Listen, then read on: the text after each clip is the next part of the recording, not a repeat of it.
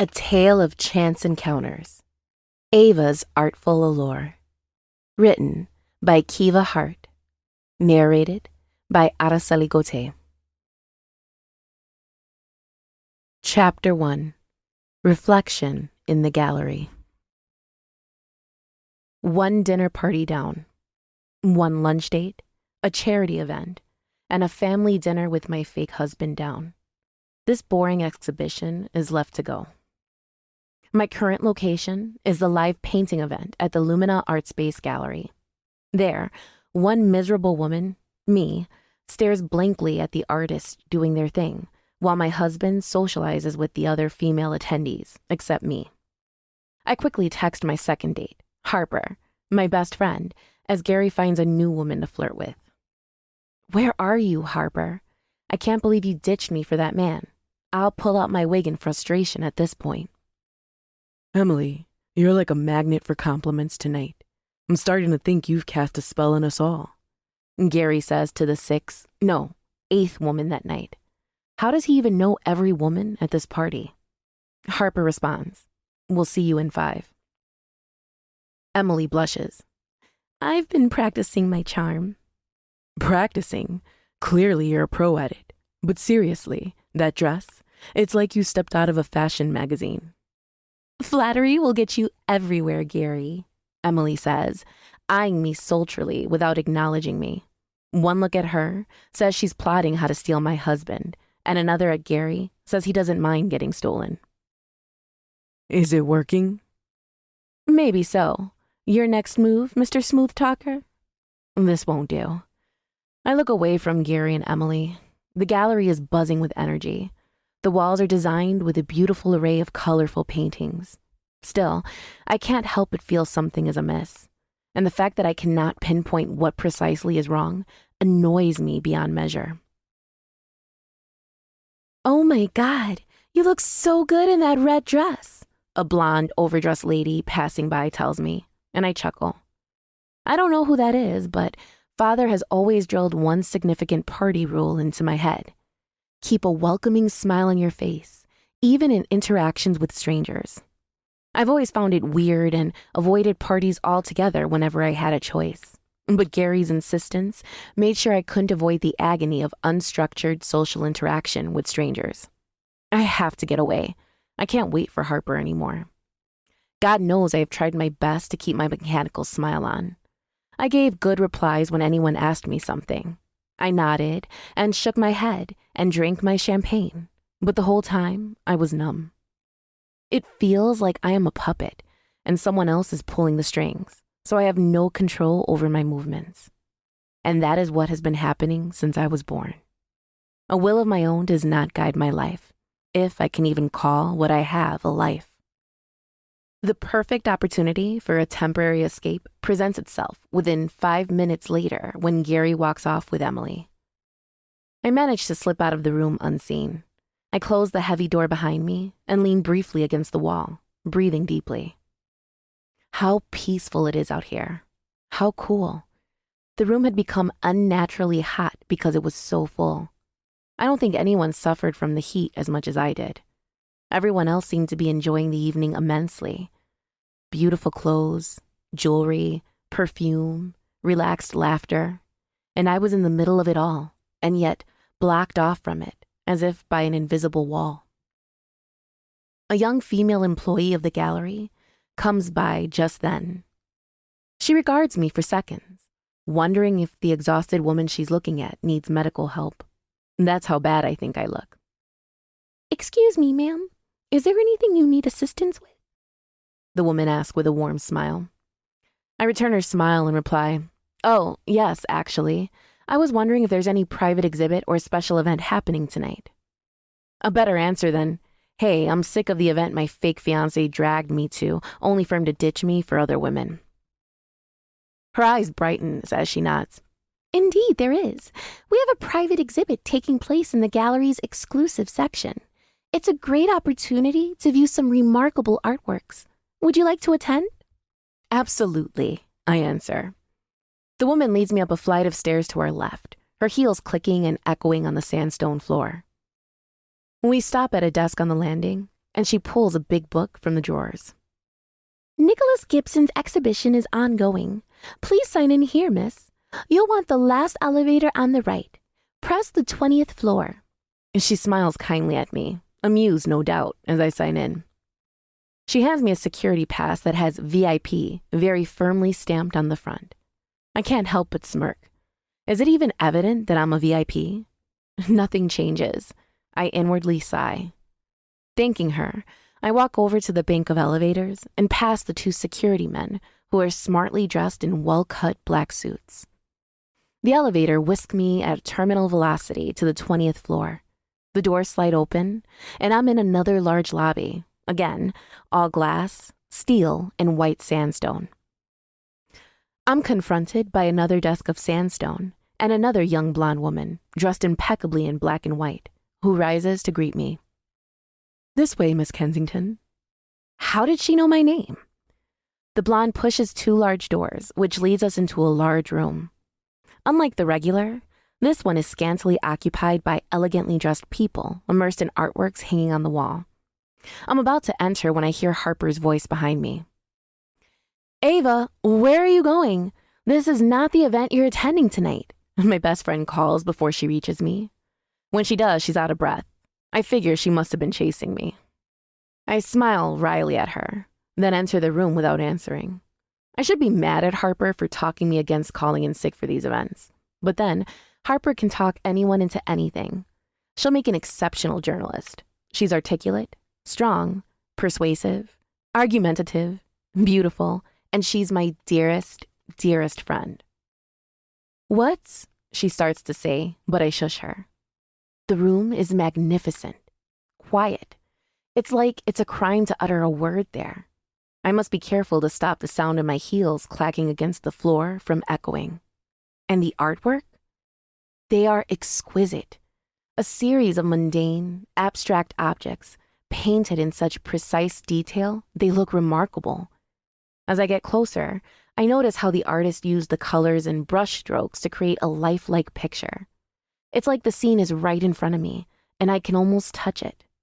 Amazing, I say, immersed in the sight before me. Not to others, apparently, Harper whispers, and points to another painting by the end of the room. Almost everyone present is gathered around it, their backs blocking us from seeing. Harper and I make our way over to them, and we shuffle through to check out what is more beautiful about the art for it to have stolen the glory of the others. I understand why, as soon as my eyes land on it, I screech to a halt. I'm in shock. My subconscious has been struck dumb, and I am numb. But numbness is not the overriding feeling. Fear is. The artwork that has stolen the hearts of everyone at this exhibition is a painting of me that I forgot that I had posed for months ago. A nude painting of me.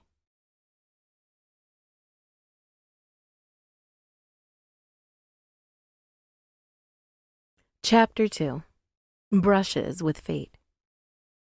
What do you mean that's your nude painting? Harper half whispers, half yells at me. I'm past my panic mode and answered questions about why I look like I've seen a ghost in the canvas.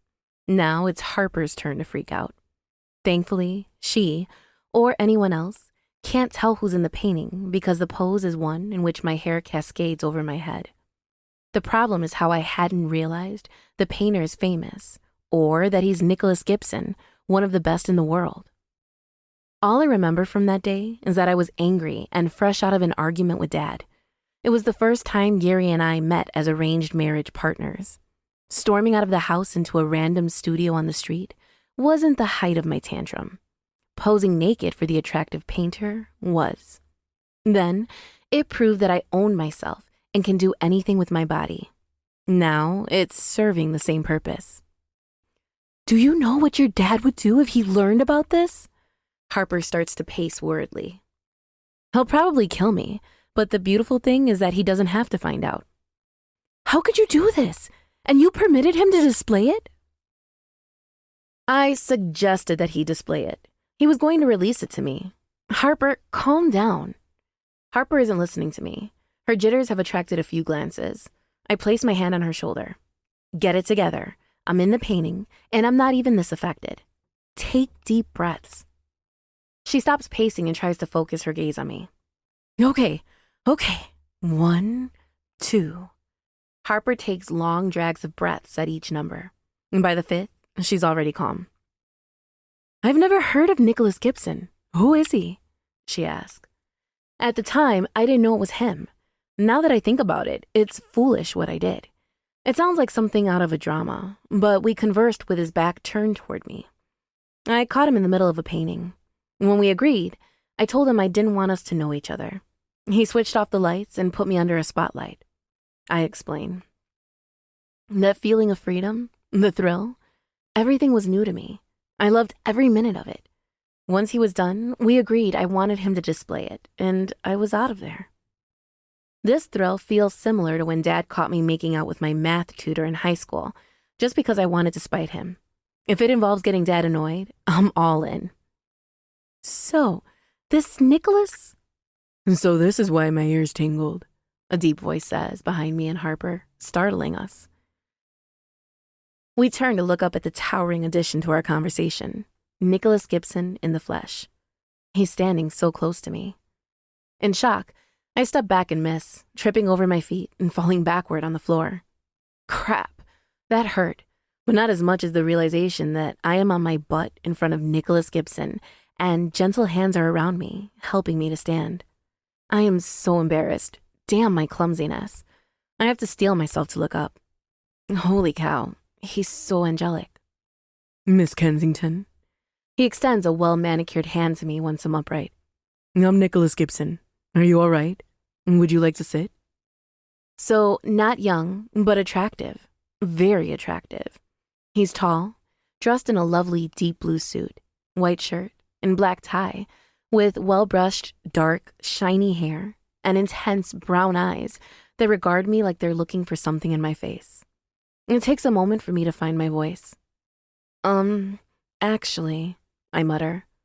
If this guy is less than 35, then pigs can fly. In a daze, I place my hand in his and we shake. As our fingers touch, I feel an odd warmth run through me and then an unexpected electricity. I withdraw my hand hastily, embarrassed. Must be static. I blink rapidly, my eyelids matching my heart rate. Don't find it creepy that I recognize you. His eyes are burning into mine. Holy crap. He recognized me from that day? The manager let me know you're here. It's an honor for my work to have caught your attention. Oh, I sigh. He doesn't know me. Or does he?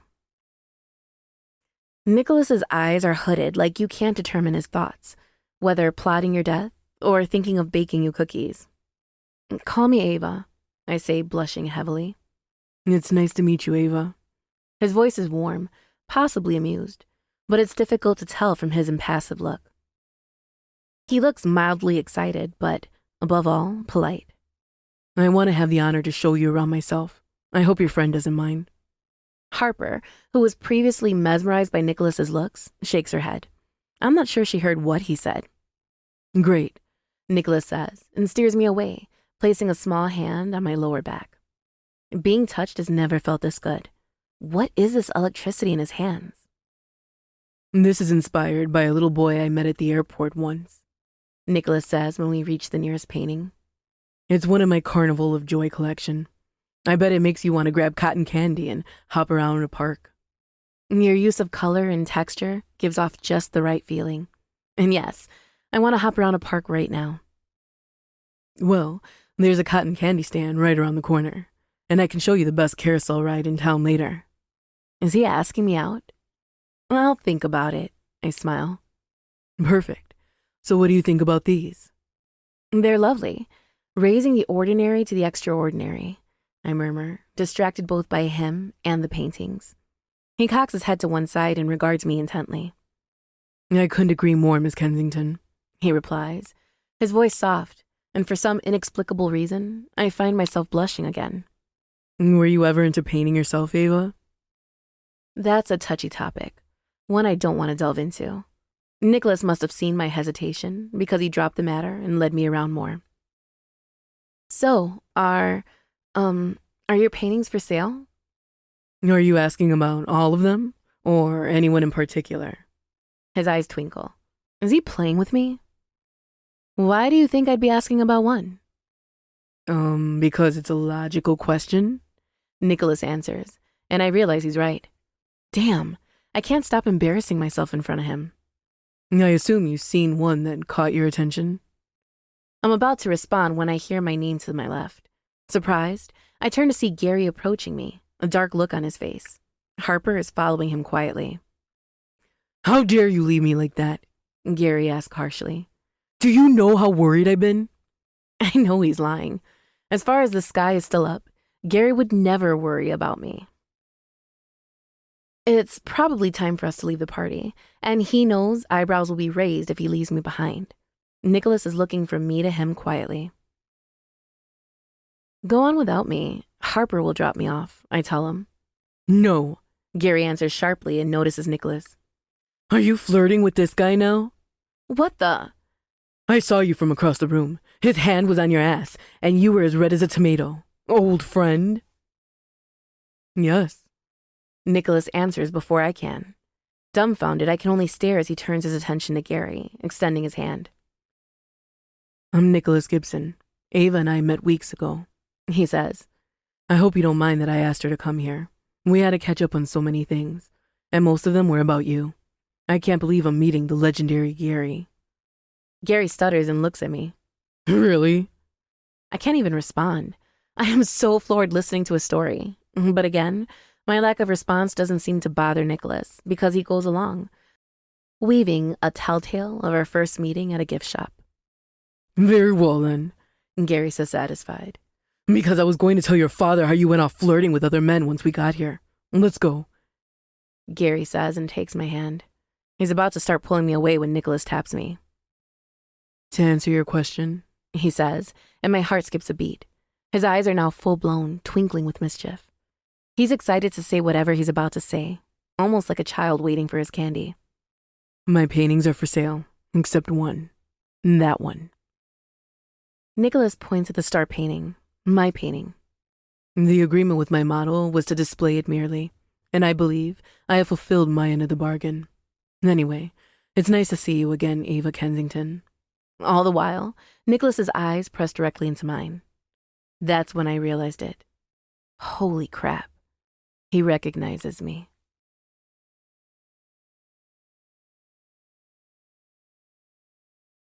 Chapter 3. The Allure of Mystery. Shit. Shit. Shit. Shit. Shit. Nicholas Gibson remembers seeing me naked. Everything was done carefully to avoid that occurrence. What gave me away? My hair? No, there were at least a dozen brunettes at the exhibition. My face? No, it was hidden. Body structure? No, I'm not the only average height slim woman in the city. Is he some kind of wizard? A knock on my room's door breaks my chain of thoughts. Dinner is almost ready, ma'am. Allie, one of the helpers, calls when she opens the door. Your parents don't want to get downstairs before you. I just roll my eyes and resume thinking about Nicholas after Allie leaves. This time, when the man leaps into my thoughts before I know it, I'm typing Nicholas Gibson into the Facebook search bar. I audibly gasped when his face appeared on the screen. The flutters in my chest are embarrassingly intense. He's even more gorgeous than I recollect. I tap to zoom in on the picture. He's dressed casually, sporting a white t-shirt, jeans with a tear at the knee, and black Converse sneakers. It's a great style for him. After fully appreciating his sexy face, I zoom in on his shirt, Big House Gym. There's one in my estate. I wonder if he lives nearby. Unfortunately, I won't find out. None of his bio was set to public.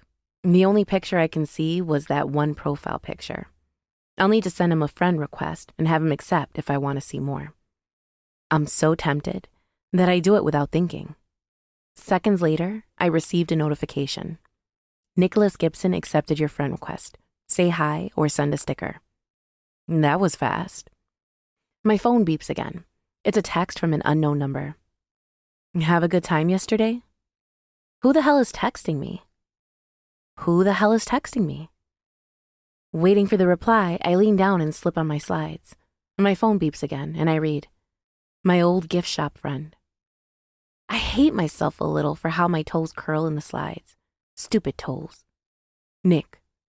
Wait a minute, how did you get my number? I know he got it on Facebook. I never really thought to put my contact information in private. I can't reveal my sources, and it's Nicholas. Okay, I can play this game. Nick is easier. It sounds more familiar. We don't want Gary catching us in our lie, do we? But it's just us here. Do you want to get familiar with me? My stomach burns. Why do I feel he means that in a not so innocent way? He texts again. Because I'm open to it. Open to anything, as you know. Is there something you want? I frown, not liking the way he quickly serves the conversation. Before I send a response, a rapid knock comes on my door. It's Allie. "Miss Kensington, your father wants you now." I pocket my phone and follow Allie downstairs. Dad and Mom are already waiting for me. Uh-oh, trouble. Dad's eyes are stone cold, and his mouth is pressed in a grim line. Mom, on the other hand, is judging me silently. It's no news that I don't have the best relationship with my parents. It was always like this.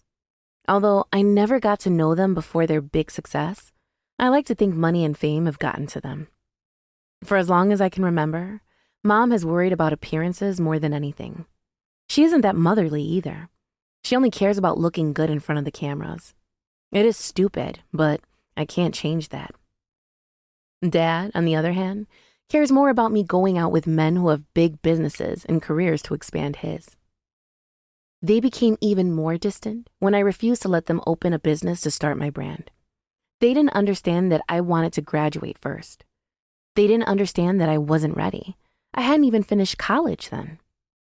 They find it stupid that I don't want to be successful because of them. I want to live an everyday, youthful life, just like everyone else. I want to be successful on my own. "Dinner was served 15 minutes ago," Dad says coldly. I swallow hard, my throat dry. "I lost track of time, Dad," I manage to stammer. He leans forward. "You've been warned about this before. Punctuality is a virtue. You need to understand the importance of time and responsibility.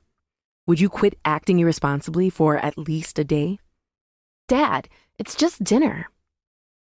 "It's not just about dinner. It's about you," Dad thunders, startling me. "How many times do I have to tell you how a respectable lady behaves? This is the same thing you did yesterday. Your mom convinced me not to say anything. Gary reported you, said you went off on him without saying anything." "Dad, relax. It's not even a big deal." "You will not be rude to your father this way, Ava. This is not how we have raised you. This family stands for respect and grace, and you are not even showing it." I blink back angry tears. "Then you should have just left me to die in that bus," I snap and stand up. "Ava!" Mom shrieks, but I don't answer. I see red as I storm away. At this point, I don't care anymore. I couldn't care less if I hurt them with my words or behavior. After all, they don't care about me. Not wanting anyone to annoy me further, I lock my bedroom door and plop on the bed. This is frustrating. My phone beeps next to me, and I pick it up to see 2 texts from Nicholas.